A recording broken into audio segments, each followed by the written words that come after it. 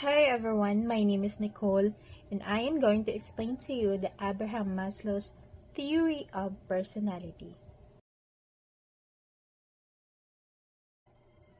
Abraham Harold Maslow was an American psychologist who was best known for creating Maslow's hierarchy of needs, a theory of psychological health predicated on fulfilling innate human needs in priority and culminating in self-actualization. So here are the key points from Maslow's theory. So he assumes that the whole person is constantly being motivated by one need or another, and that people have the potential to grow towards psychological health, and that is self-actualization. And later on, you will know the hierarchy of needs, which he created to explain that people's or the person's personality. As a leader of humanistic psychology, Abraham Maslow approached the study of personality by focusing on subjective experiences, free will, and the innate drive towards self-actualization. So Maslow expanded the field of humanistic psychology to include an explanation of how human needs change throughout an individual's lifespan and how these needs influence the development of personality. So Abraham Maslow identified three other categories of needs, which are the aesthetic, cognitive, and neurotic.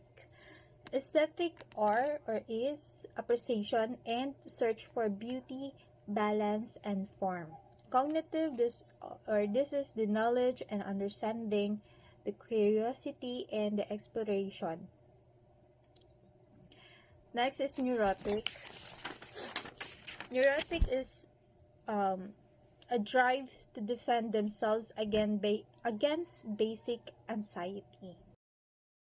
So now let us proceed to Maslow's hierarchy of needs.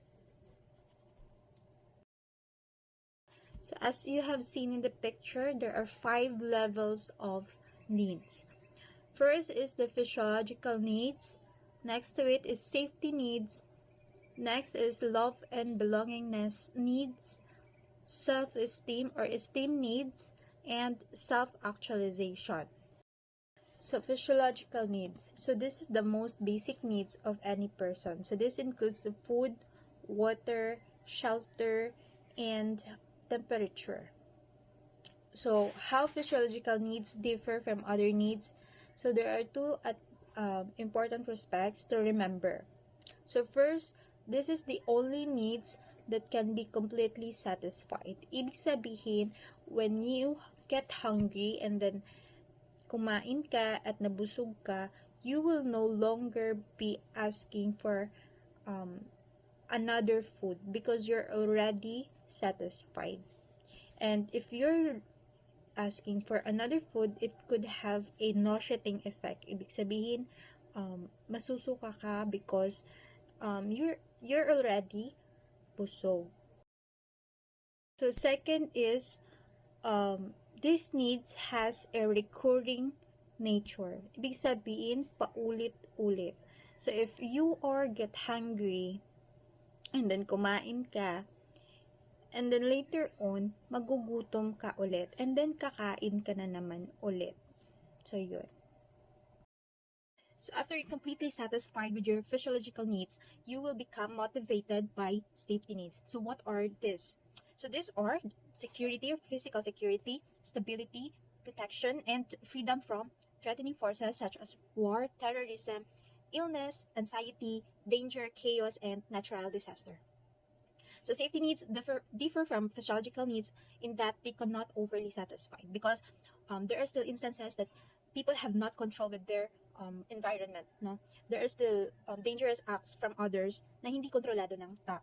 Kahit pa sabihin natin that you still have or you have lots of bodyguards in your houses and you have you can afford an attorney, no? Still there are natural disasters that could harm you unexpectedly. So after you are satisfied with your physiological and safety needs, people become motivated with love and belongingness needs. So these are the desire of friendship, intimate relationship, family, neighborhood, or even having a family.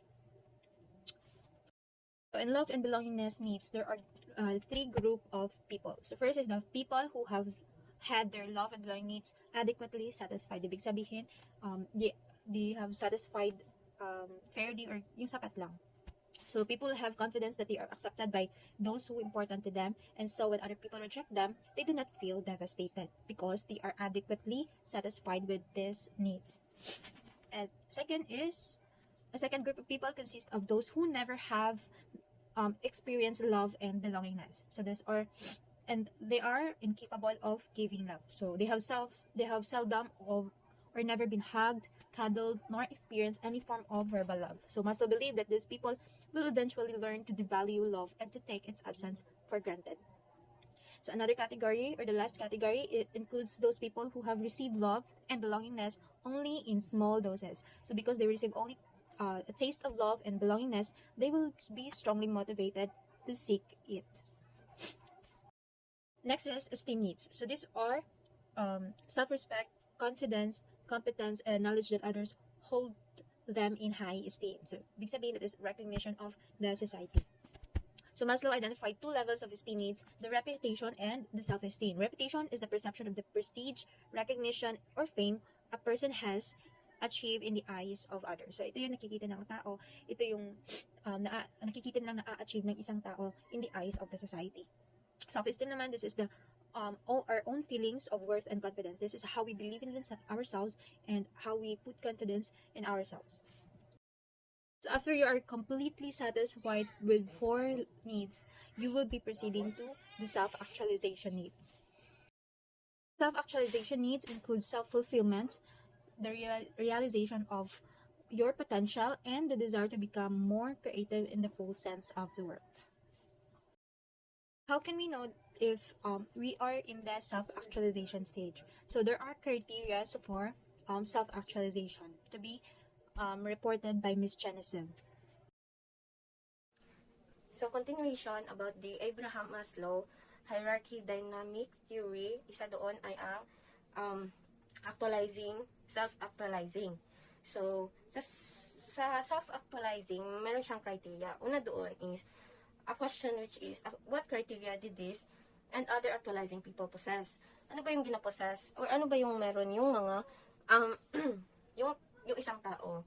So, first is, they were free from psychopathology. Psychopathology, from the word psycho, it means the study of mental disorder. So, a people na having, with this psychopathology, during his self-actualization, he is free kasi meron siyang mga bagay na matutunan sa environment and maaari niya din itong adapt. So, halimbawa, yung environment niya is, yung mga toxic, yun yan. Tapos, maaari siyang maka-apekto sa mentalidad ng isang tao.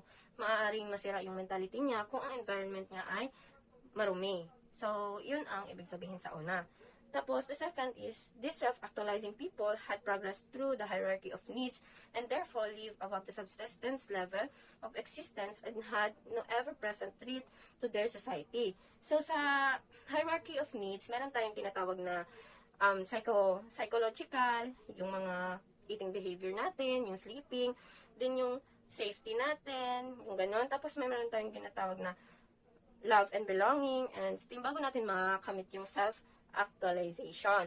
So, sa self-actualization, importante sa kanya yung progress ng tao through the hierarchy of needs. So, bago pala makamit yung self-actualization, magdaan muna siya sa hierarchy of needs, which is yung mga nasabi natin recently lang. So, yun yung mga kailangan ng isang tao. Bakit nagka-possess yung tao na magkaroon ng self-actualization? So, sa Maslow, third criterion for self-actualization was the embracing of value. Sa Abraham Maslow din po is so, the third criterion for Maslow is self-actualization was embracing the value. The value of the people, the value of a person. We know na each person had meron silang kanya-kanyang value of themselves. Actually, sa mga attitude nila, they were embracing their attitude, na maging mabuti sila, yung ganun. Tapos, the value mo sa iyong sarili, value mo sa mga kailangan mo, yung mga kailangan mo talaga na mga bagay. So, ayun, Then, the final criterion for reaching self-actualization was full use of and exploitation of talents, capacities, potentialities, etc. In other words, his self-actualizing individual fulfilled their needs to grow, to develop, and to increasingly become what they were capable of becoming.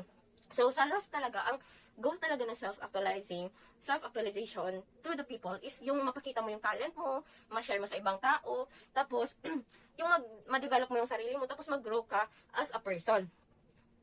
Yun ang pinaka-importante sa self-actualization. Kasi, ikaw as a person, kung ikaw di mo na-meet yung mga hierarchy needs, tapos hindi ka capable na, ay, hindi man ako comfortable na ganito yung, yung mga needs ko, hindi ko tanggap. So, you have to grow yourself na kailangan mo tanggapin kung ano ang meron ka. Tapos, kasi, merong mga tao na maaring, hindi nila tanggap kung ano sila, may pagkukulang sila. Pero ikaw as a person, kailangan mong tanggapin yon kasi yun ang meron ka. So, meron tayong tinatawag na characteristic of self-actualizing people. So, una doon is more efficient perception of reality. So, yung tao, yung perception niya sa utak niya, sa realidad ng mundo, or sa realidad ng kanyang pamumuhay, o sa kanyang sarili, is, na, hindi na siya nagsasabi na, yung parang reality na realidad, yung parang, ito na yung gagawin ko kasi, ito yung mas makakabuti. Hindi na siya nag-iisip na, yung mga bagay na, panandalian lang sa kanya, yung ganun. So, more efficient na siya na harapin yung mga realidad. So, second is acceptance of self, others, and nature. So, mas acceptance niya sa sarili niya, tapos sa ibang tao, tapos yung nakikita niya sa nature. So, sa sarili niya, accept niya kung ano siya. Sa ibang tao, hanggang tingin na lang siya, hindi na siya yung parang diktahan niya pa yung ibang tao. So, acceptance, other people. So, sa nature naman, kung ano yung nakikita niya sa nature, maaaring maipupuna siya, may itutulong siya. Pero yung acceptance sa nature niya, kung ano yung nangyayari sa nature niya, accept niya na yun. So, spontaneity, simplicity, and naturalness. Simplicity sa... So, next is the spontaneity, simplicity, and naturalness. So, sa spontaneity, it talks about the behavior or the action of a person. So, the simplicity is talks about the simplicidad ng isang tao, yung parang simplicity mo, yung parang kung ano yung meron ka, yun na yun. So, and then the naturalness, yung totoo ka, yun yung naturalness para sa akin, yung pagiging totoo mo sa iyong sarili. So, next is the problem centering. When we talk about the problem centering, it talks about the problem within yourself. Na yung problema mo, maaaring ikaw lang yung maka-solution. Yung problema mo, dapat nasa iyo lang, ganyan. Sa problem centering, it talks about the problem of a person na siya lang mismo ang makaka-resolve.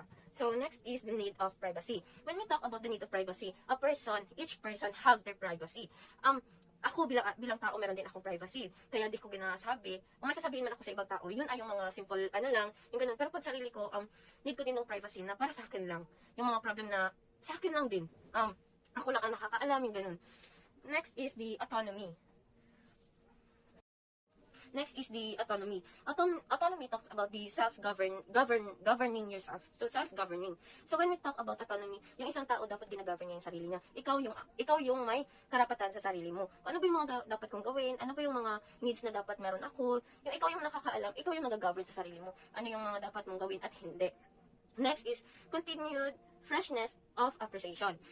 So when we talk the continued freshness of appreciation, pwede kang mag-appreciate sa ibang tao.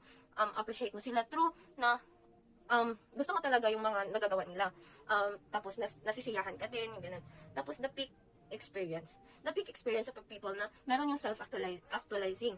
Kasi when we talk self-actualizing, ito yung pinaka-peak ng hierarchy of needs ni Maslow, ni Abraham Maslow. Kasi bago natin makamit yung self-actualizing or self-actualization, meron tayong mga hierarchy of needs na dapat nating which is maging able tayo na tanggapin kung ano yung meron sa baba natin.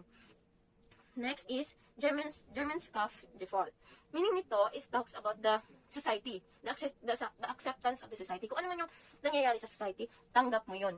Kasi minsan may mga nangyayari sa society natin na kasalanan din natin. Naging pabaya tayo. Tapos when we talk about the yung parang tapon ng garbage, tapos sabi natin, kapangit na nagtatapon ng basura, pero bakit tayo nagagawa nun? Di ba? Yung ganun na mga So, next is the profound interpersonal relation. Yung relasyon mo sa ibang tao. Yung interpersonal relation mo sa ibang tao. Yung parang maging mabuti ka sa ibang tao, yung maging makahalubilo ka sa ibang tao, ganun. The next is democratic character structure. Yung structure ng isang tao na the democratic character of a structure. The next is the discrimination between means and ends. Next is the philosophical sense of humor. Creativeness of a person, of a people na meron siya. Next is the resistance of enculturation. The lastly is the love, sex, and self-actualization.